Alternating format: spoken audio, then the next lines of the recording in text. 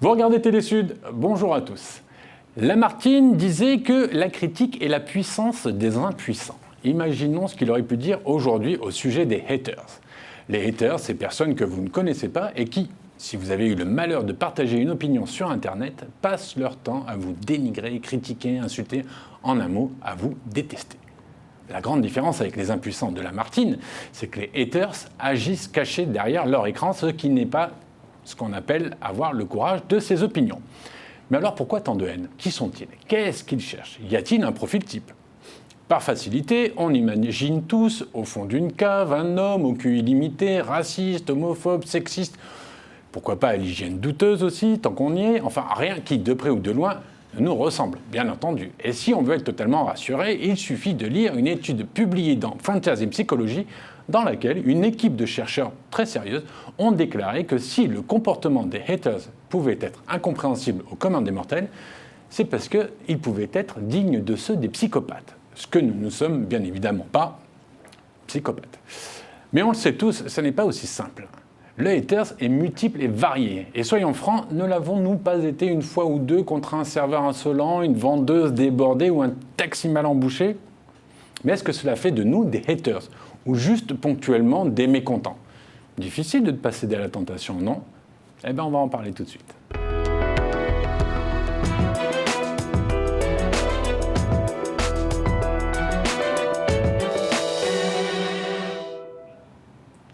Aymeric Doligé, bonjour. Bonjour. Alors, vous êtes l'auteur du livre Tarte à gueule à la récré, Confession d'un influenceur, aux éditions Mareuil. Vous avez été influenceur une dizaine d'années, de 2004, 2005 à 2014, c'est ça? J'ai eu le statut officiel d'influenceur en 2009, mais j'ai commencé vers 2004. Alors, avant de rentrer dans le vif du sujet, d'abord une première question. Pourquoi ce titre qui fait référence à une époque où la télécouleur était encore un luxe? C'est vrai, ça fait référence à un refrain dans une chanson J'ai 10 ans de Alain Souchon, où il disait « Tarte à gueule à la récré ». Et j'avais envie de donner par cette petit clin d'œil au passé une démonstration qu'au début, on était une petite cour de récré avant de devenir une très très grande mégalopole. Les influenceurs. Les influenceurs. Et précisons une chose, c'est qu'un influenceur n'est pas un hater.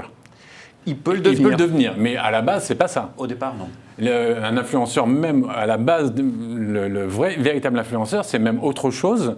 C'est celui qui murmure à l'oreille du cheval. Enfin, la vraie définition de l'influenceur, c'est quelqu'un qui dit à quelqu'un d'autre quelque chose dans le plus grand silence. D'accord. Sans aucune publicité. Les visiteurs du soir. Les visiteurs du soir, on dirait en politique.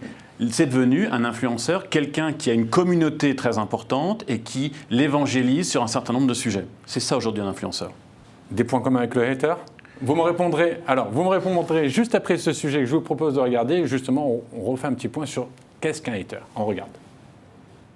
Ils sont partout sur les réseaux sociaux et leur influence semble infinie. Ils invectivent, méprisent et dans certains cas, harcèlent. Et ni la vigilance des internautes, ni les condamnations en justice, ni la pression mise sur les plateformes ne semblent en mesure de lutter contre ce phénomène que représentent ce qu'on appelle les haters. Politique, religion, sexisme, racisme et immigration sont de toute évidence les thèmes de prédilection des rageux du clavier. De la critique de la cour d'école à l'appel au meurtre, leur champ d'action semble sans limite. Personne n'est à l'abri.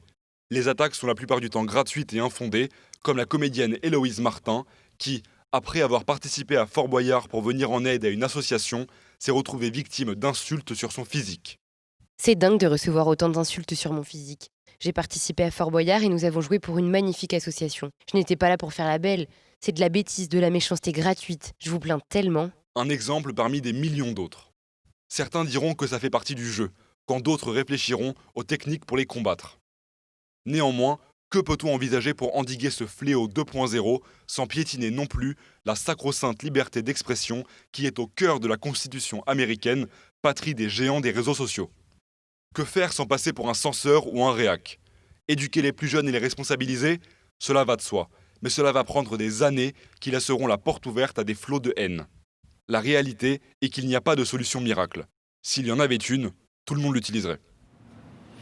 Aymeric, avant de vous demander votre solution miracle, revenons un petit peu sur le hater. Est-ce qu'il y a un profil type? Non. Ça peut être n'importe qui. Et c'est n'importe qui. Et c'est souvent n'importe qui. Ça peut être quelqu'un qui fait ça juste une fois, ou quelqu'un qui est rentré dans un système de haine parce que tout le dérange, parce que sa vie n'est pas forcément hyper intéressante, donc il s'occupe de la vie des autres. Il n'y a pas de règle. Le hater, c'est ce qui est terrible, c'est qu'il n'y a pas de règle dans son identification, et comme il n'y a pas de règle dans la réponse qu'il faut lui apporter. Donc, vous dites, il peut l'être juste une fois, donc il y a des artisans, des amateurs et des professionnels dans le hating, en fait. On peut dire ça comme ça. Donc, les haters agissent principalement et exclusivement sur les réseaux sociaux, on est d'accord? Oui, enfin, parfois ça dérive, mais la plupart du temps, c'est sur les réseaux sociaux. Est-ce que chaque réseau social a son type de hater? Non. Non, parce que les réseaux sociaux sont mutualisés. Ouais. C'est-à-dire qu'une même information peut être développée aussi bien sur Facebook, sur Twitter, sur TikTok, sur Snapchat et que tous les autres, ou Instagram, et de façon normale. Donc le hater, il va aller taper partout où l'information est. Moi, j'avais la naïveté de penser qu'il y avait le hater d'Instagram qui attaquait plus sur le fusil parce que le Twitter, c'était plus politique. Non, ils sont multiformes, quoi. Oui, ils sont multiformes. Il y a évidemment des tendances qui se dégagent. C'est vrai que la dimension beauté, way of life, comme on dit en français, gastronomie, est plus sur le monde Instagram. C'est vrai que la chanson, les rythmes, les choses un peu plus jeunes, etc., sont plus sur TikTok, Snapchat, etc. Donc oui, pour répondre dans votre sens, il y a quelque chose qui ressemble à une forme de géolocalisation du haters, mais non, parce qu'il va partout et il tape partout. Qui sont les plus violents chez les haters? Ce sont les jeunes?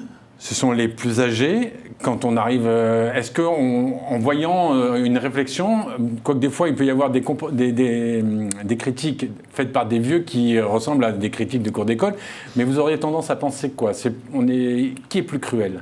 Il n'y a pas de sexe, il n'y a pas d'âge. Il n'y a pas de catégorie sociale ou professionnelle, il n'y a pas de pays. C'est une attitude et un comportement intrinsèque à qui on est. Et c'est ça qui est dingue. C'est pour ça qu'il n'y a pas de réponse possible, parce qu'il n'y a pas une réponse globalisante, et il n'y a pas une réponse globalisée de la même façon d'ailleurs. Donc ils sont obligés en permanence. Le hater, je vous dis, c'est tout le monde et n'importe qui. La question, c'est pourquoi est-ce qu'on devient haters? Pourquoi est-ce que subitement on passe de l'autre côté et on se met à dégommer tout ce qui bouge? Il y en a qui vont vous dire tout simplement que c'est par jalousie. Est-ce que ça suffit? Ou par jeu. Ou par challenge. Alors ça, c'est une partie... ou par le fait de l'histoire. Au début, les haters, on n'appelle pas ça des haters, on appelait ça des trolls. Oui, vous les avez connus dans votre époque d'influenceurs stars. J'imagine que vous avez été victime... évidemment, caricaturé, tout ce que vous voulez. Mais c'était des trolls. Des trolls, d'accord. Ça a presque un côté sympa. C'est un petit lutin espiègle qui vient vous taquiner, qui vient vous caricaturer, qui vient vous... vous titiller. Voilà. Parce qu'on était dans un petit village. Dans une cour de récré. Dans une cour de récré, d'où le titre du bouquin. Dans une cour de récré. Sauf qu'on n'a pas vu venir l'énorme généralisation des réseaux sociaux. On est passé d'un village à une mégalopole. Donc le troll qui était sympa, il fallait qu'il se défende à l'égard des autres trolls parce que chacun voulait avoir la plus grande trollitude. On était dans la charriade presque. Enfin, c'était de la vanne. Ouais. Et puis le soir, on oubliait. Mais là, il y a eu une institutionnalisation du troll.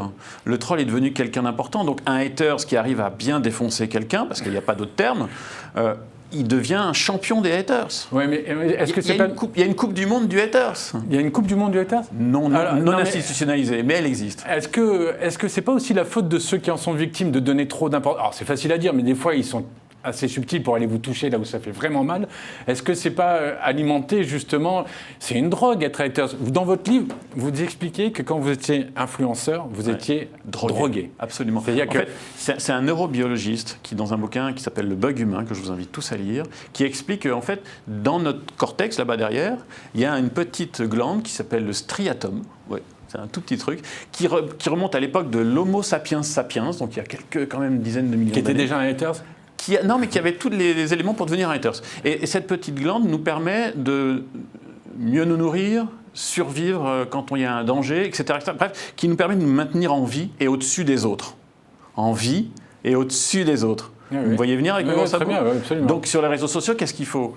Il faut être en vie et au-dessus des autres. Donc l'influence, ça nous excite, ça nous envoie de la dopamine pour rester au-dessus et au-dessus des autres. Et toujours plus au-dessus. Et toujours plus. Et le hater, c'est le même phénomène. Mais justement, est-ce que maintenant, le hater, il est rentré dans une compétition? Est-ce qu'il n'est pas rentré dans une compétition avec les autres haters, au point même que leurs victimes ne sont même plus sont déshumanisées, ce ne sont que des outils? Entièrement d'accord avec votre point de vue. On est devenu, ceux qui sont victimes des haters sont devenus des produits. Tiens, on va se faire ce mec-là aujourd'hui. Et Voilà. on va le pilonner, on va trouver l'angle qui... Mais de la même manière, quand dans les années 90, les cyberattaques, ce qu'on appelait les hackers, ça n'a rien à voir, mais c'est des hackers avec comme mission, tiens, on va se faire le site du FBI. Et donc, ils se mettaient à plusieurs pour aller taper le site du FBI, et le premier qui rentrait, il avait gagné. Là, c'est le même principe. Les haters, c'est le premier qui fait en sorte que l'autre tombe, a gagné. Donc, il y a cette espèce de compétition non institutionnalisée entre les gens pour arriver à... Donc, lutter contre quelque chose qui vous surexcite, c'est compliqué. Il y a des cibles de choix. Les politiques. Ouais. Mais à la limite, moi, je vous dirais, les politiques, ils sont prêts à ça. Je vais vous répondre par un axiome de Luis Fernandez, l'entraîneur de football du PSG à la grande époque, qui disait « Plus tu es visible, plus tu es visé Ouais. ». On est exactement... C'est lui qui a dit ça ? Ouais, c'est lui qui a dit ça. Ah, non, j'ai des références. Et c'est lui qui a dit ça. Et c'est vrai. Plus vous étiez en haut du panier, plus vous en preniez plein. Donc, est-ce que vous avez envie d'être en haut pour vous en prendre plein ? Mais les hommes politiques, ça fait partie du jeu. Ils n'ont pas attendu les réseaux sociaux pour être détestés par l'opposant, ne serait-ce que l'opposant. Mais les réseaux sociaux développent quelque chose qu'il n'y avait pas avant. Avant, quand on n'aimait pas un politique, on le disait « Allez, au café du coin avec les copains, c'est vraiment un sale machin, ce type-là ». Maintenant, on le dit sur les réseaux sociaux et il y a une caisse de résonance qui n'a plus rien à voir. Quand il y avait une petite affaire, on arrivait à l'étouffer parce que les communicants étaient assez forts. Avec les réseaux sociaux, on ne peut rien étouffer. Ça ressort et en plus, ça reste. Et est-ce qu'on peut s'en servir à l'inverse ? Est-ce que les communicants peuvent se servir des haters et des commentaires des réseaux ? Ça marche dans les deux sens. Ouais. C'est-à-dire qu'on peut très bien dire, tiens, t'as vu, je te donne une information sur ce type-là, toi qui aimes bien aller chatouiller les gens, vas-y. Moi, à mon époque, on m'a donné des informations commerciales, on m'a donné des informations sur des avant-premières pour que j'en parle. Une influence pour que j'en parle à ma communauté. Ouais. Et donc, à l'inverse, les haters reçoivent forcément des informations de partis politiques, de concurrents de ceci, de concurrents de cela, pour aller démater les autres. Mais est-ce que du coup, est-ce qu'il existe des haters stars ? Vous, à votre époque, vous étiez un influenceur star. Est-ce qu'il existe des haters maintenant, à qui on fait appel parce qu'on sait qu'ils ont une façon de faire définitive. Une communauté. La réponse est non. Il n'y a pas de haters stars. Il y a toujours des influenceurs stars, mais par médias différents, contrairement à l'habitude à l'époque où il y avait un type d'influenceur pour tous les réseaux sociaux. Là, il n'y a pas de haters stars. Ça n'existe pas. Donc, pour les célébrités, avoir son haters attitré, c'est pas comme à l'époque avoir sa marionnette. C'est pas, on n'est pas estampillé. Ah, tu es un hater, tu as une communauté de haters qui te massacre. Ça veut dire que tu es quelqu'un d'important. Mais avoir sa propre caricature qui détourne un tout petit peu votre nom, un tout petit peu votre photo, et donc qui se rapproche de vous, comme j'ai pu l'avoir et d'autres ont pu l'avoir et d'autres l'ont encore aujourd'hui, ça, c'est une forme de marionnette des Guignols. Alors, il y a les haters, mais il y a aussi les lovers. L'inverse. Qui est le plus dangereux des deux ? Je ne sais pas, je ne connais pas votre vie. Non, mais les haters, on sait à quoi s'en tenir, on est dans l'agression, mais les lovers qui, quelque part, un petit peu... Qui sont bisounours, qui aiment tout le monde, etc. Qui auraient tendance à vous faire croire que vous êtes parfait et tout, sur du long terme. Parce qu'en préparant l'émission, je me suis dit, oui, non, mais il y a toujours l'opposé. Il y a toujours l'opposé. Je me suis dit, mais pourquoi on ne parle pas des lovers qui confortent la personne dans son bien-être et le jour où il se fait attaquer par un hater, il ne comprend pas ce qui lui arrive. Très simplement, quand vous allez au cinéma et que vous aimez un film, vous en parlez à 2 personnes. Ouais. Quand vous allez au cinéma et que vous n'aimez pas un film, vous en parlez à 10 personnes. Ça répond à votre question. Merci beaucoup. L'émission est terminée. À très bientôt. Alors, maintenant, je voudrais parler un petit peu vous parliez des politiques tout à l'heure. Ouais. Est-ce que le hater politique est véritablement un hater ou c'est quelqu'un qui va plus loin, c'est quelqu'un qui a ce sentiment de pouvoir, accède directement au pouvoir, qui nourrit une frustration et qui se dit « moi je peux parler au président si je veux, moi je peux lui dire ce que je pense », ce qui n'était absolument pas possible avant. Avant on écrivait à l'Élysée, et si on avait une réponse, on la mettait dans un cadre au-dessus de la cheminée. Donc est-ce que ce haters-là, il est différent des autres ? En plus, il est idéologiquement... Avant les réseaux sociaux, on disait qu'on était à 6 degrés d'une personne. Oui. Vous êtes à 6 degrés de Barack Obama. Je ne sais pas par quel biais, mais vous êtes à 6 degrés de Barack Obama. Avec les réseaux... Je ne suis pas sûr. Avec les réseaux sociaux, peut-être moins. Avec les réseaux sociaux, on n'est plus à 6 degrés. On a Barack Obama au bout du tweet. Mais on n'a pas Barack Obama au bout du tweet. On en est tous conscients. On a une armée de communicants. Vous êtes sûr qu'on en est tous conscients ? J'espère. Je ne suis pas sûr. Mais toujours est-il qu'on a une armée de communicants derrière qui gère le pauvre compte de Barack Obama avec ses X millions de followers. Ça, c'était avant. Aujourd'hui, pouvoir se faire un politique, il faut quand même mettre un peu d'information dedans. Ce n'est pas forcément un travail journalistique, mais il faut mettre un peu de questionnement, un peu de fake news. de fake news ou un peu de contre-vérité par rapport à ce qu'il a dit. Et le champion hors catégorie de tout ça, c'est évidemment Donald Trump, le fameux, qui, lui, abreuve d'informations diverses et variées, mais lui vient chercher la castagne. Et ce qui est très drôle, c'est qu'enfin, après 4 ans de présidence, il y a eu une première réponse sur le fond et à son niveau de castagne. Ce sont des gamins, il n'y a pas d'autre terme, des adolescents sur TikTok qui ont rempli le stade à sa place dans lequel il devait parler. À Tulsa, en Oklahoma, il devait y avoir 20 000 personnes. Ils se sont retrouvés à 6 000. Ils se sont retrouvés à 6 000 et il y avait 1,5 million de demandes ou 2 millions de demandes. Et ça, c'est un nouveau terme, ça s'appelle le cybotage, cyber-sabotage. Et c'est une forme de haters, mais je ne peux pas m'empêcher d'avoir une forme de sympathie et d'affection pour ce genre de haters. Oui, mais là, on a de la sympathie et de l'affection pour tout ce qui est nouveau. Comme on a eu de la sympathie et de l'affection pour les influenceurs au début quand ils étaient nouveaux, vous êtes bien placé pour le savoir parce que tout le monde vous a adulé à une époque pour vous massacrer derrière. Oui. Et c'est le phénomène de la nouveauté qui rend sympathique. Mais non, là, ce qui rend sympathique, c'est arriver à contrer Donald Trump sur son propre terrain. Mais si je vous parlais des haters politiques, entre guillemets, si on peut leur donner cette caractéristique, est-ce que ceux-là ne sont pas manipulés? Est-ce qu'ils ne peuvent pas être commandités par des... C'est ce que je vous expliquais avec le phénomène de l'influence à la fin des années 2000, début des années 2010, c'est que souvent on nous donnait de l'information pour qu'on la donne à notre communauté. De la même manière, il se peut très bien que certains haters, on leur donne une information, on dit « Est-ce que tu as vu le truc là que je t'ai montré? Moi je ne peux pas en parler parce que je fais partie du cercle de machin, mais toi peut-être que tu peux en parler. » Et c'est un boulevard ensuite pour faire en sorte d'avoir un bad buzz. Alors, on parlait des États-Unis, de la France, mais les haters, vous le savez bien, c'est mondial. Et ce que je vous propose, c'est de voir comment ça se passe au Cameroun. Super. Où un influenceur est la victime préférée des haters au Cameroun. On regarde tout de suite. Les attaques sur les réseaux sociaux contre les personnalités publiques sont devenues monnaie courante au Cameroun. Les principales cibles de ces attaques sont souvent la plupart du temps des artistes, des hommes politiques ou encore des influenceurs web. Steve Fa, vlogueur et influenceur camerounais, n'échappe malheureusement pas à ce phénomène. C'est pas facile de recevoir toutes ces verves-là de ces gens qui viennent de gauche à droite. Mais toujours est-il que c'est la rançon du succès. Je suis préparé à cela. Je me disais bien qu'à un moment, tu vas atteindre un certain nombre d'abonnés, tu vas atteindre une autorité où tu seras forcé à subir cela. Ce vlogueur dépeint au quotidien les maux qui minent la société camerounaise grâce à l'humour. Avec plus de 400 000 abonnés sur Facebook et plus de 150 000 abonnés sur YouTube, il est la cible parfaite des haters. Il y a les attaques qui me font mal. Vous allez voir quelqu'un qui va lancer, qui va dire bon, je vais faire un direct pour déballer quoi sur la vie de Steve Fa. En temps, il n'y a rien. Mais il y aura quand même 2000 personnes qui vont aller se connecter pour écouter. Parce que c'est ça en fait, c'est ça les réseaux sociaux. Donc du coup, moi je comprends ces gens-là. Beaucoup veulent le buzz et c'est pour ça que parfois je ne réponds même pas. Le phénomène des haters ne cesse de prendre des proportions inquiétantes au Cameroun. Car elles sont de plus en plus nombreuses ces personnes à être victimes des attaques de ces derniers qui excellent dans la diffamation. Leur action malencontreuse cause souvent de graves préjudices. Que vous soyez une marque, une entreprise, une personne publique, vous allez toujours faire face à des haters. Il y a plein de personnalités publiques et même des marques au Cameroun qui ont été justement victimes de ces haters-là. Certaines personnes ont fait des droits de réponse, d'autres pas.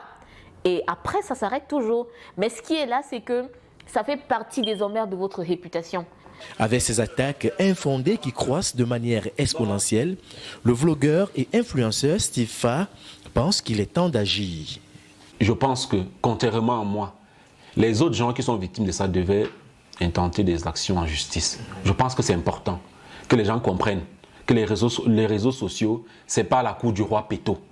Malgré la promulgation de la loi numéro 2010/012 du 21 décembre 2010 relative à la cybersécurité et la cybercriminalité au Cameroun, il est encore difficile pour le moment de sanctionner ces haters qui opèrent le plus souvent avec de faux profils. Est-ce que les actions en justice, ça sert à quelque chose? Oui, parfois. Parfois, j'ai le cas au moment de MeToo, il y a eu un hashtag qui est sorti qui s'appelait « Balance ton porc ». Ça a fait un buzz pas possible sur une personne. Cette personne a attaqué celle qui avait... T'es pas un patron de chaîne? un ancien patron de chaîne, qui a attaqué la personne qui avait sorti le dit hashtag et a gagné en instance, tout de suite. Donc il y a des possibilités de gagner. Mais elles sont upsilon, et puis sont dans des conditions très particulières. Mais attaquer un haters quand on ne sait pas qui c'est, on ne sait pas où il habite, on ne sait pas d'où il part, etc., c'est pas possible. Je reviens sur la personne dont vous parlez, que je connais aussi très bien. Ça a eu des conséquences dans sa vie privée dramatiques. Dans sa vie privée, ça a été une catastrophique. Il a perdu sa femme, il n'a plus parlé avec ses filles, il a perdu son boulot, il a déprimé, il a pris 30 kilos. À quel prix, voilà. La tâche existera malheureusement. Est-ce que c'est pas le... La tâche existera malheureusement, mais il a quand même gagné, il va être réhabilité sur la durée. Mais à quel prix? Enfin, mais... Donc pour en revenir justement à ces attaques et les agissements des haters, est-ce que selon vous, malgré tout, ils servent à quelque chose dans notre approche du web, Il faut rappeler quand même que le web, c'est 20-25 ans, une petite trentaine d'années maintenant, qu'on l'utilise. Le grand public, c'est 20 ans, on va dire. Les premiers iPhones, c'est il n'y a même pas 15 ans. Ah, même pas, Voilà. Est-ce qu'ils servent... Ils rentrent dans le processus du mode d'emploi, de comment bien utiliser. Attention, est-ce que finalement, dans quelques années, on dira... Est-ce qu'ils sont utiles? Oui, bien sûr qu'ils sont utiles. C'est une forme de garde-fou. C'est des excès, mais comme tous les excès, ça nous montre ce vers quoi il ne faut pas tendre. On a besoin d'avoir des choses qui nous dépassent, qui vont trop loin pour nous dire « Ah non, mais moi, j'irai jamais jusque-là. Ce qu'il dit, ce qu'il fait, c'est pas bien. Il attaque le physique, il attaque ceci, la religion, les choix sexuels, etc. C'est pas bien, j'irai jamais jusque-là. » Si on n'a pas de garde-fou, on ne sait pas jusqu'où on peut aller. Donc, en fait, il nous montre la limite. Donc, on en a besoin. Maintenant, dans quelle mesure on en a besoin ? Ça, c'est toute la question. Est-ce qu'il faut un haters pour 1 million de gens dits normaux? Peut-être, je ne sais pas. Je n'ai pas la mesure. Alors, il y a eu les influenceurs, il y a eu les haters. Qu'est-ce qu'il va y avoir après? Qu'est-ce que vous redoutez, vous? Alors, les influenceurs, ils n'existent plus vraiment aujourd'hui, puisque ce sont plutôt des linéaires. On les appelle tels quels, mais ça n'a plus rien à voir. Non, parce qu'on leur donne des produits, ils les exposent, et puis s'ils font la moindre faute, la marque les retire et les donne à quelqu'un d'autre. Donc, c'est vraiment des linéaires. Les haters, la haine, elle existe depuis la nuit des temps. Depuis la nuit des temps, il y a des gens qui vont vous dire que vous n'êtes pas ceci, vous n'êtes pas cela, etc. Donc, que ça soit sur un outil qui décuple la chose, ça continuera d'exister. Ça changera peut-être de nom. Au début, je vous dis, ça s'appelait les trolls. Aujourd'hui, ça s'appelle les haters. Demain, ça sera peut-être pas quoi, les cybersaboteurs, je ne sais pas, quelque chose d'autre. Mais ça continuera d'exister. Comme les lovers tout à l'heure. Je me suis moqué de vous, mais en fait, vous avez raison. Ça, c'est un joli monde. Le monde des lovers, c'est plus sympa quand même. Mais on a besoin des deux.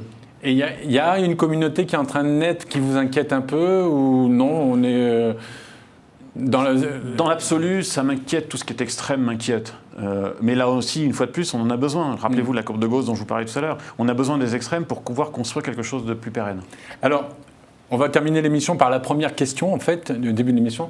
Y a-t-il véritablement des moyens pour contrer les haters? Est-ce qu'on peut solutionner ce problème? Alors là, on a pris l'exemple juridique, faire appel et porter plainte.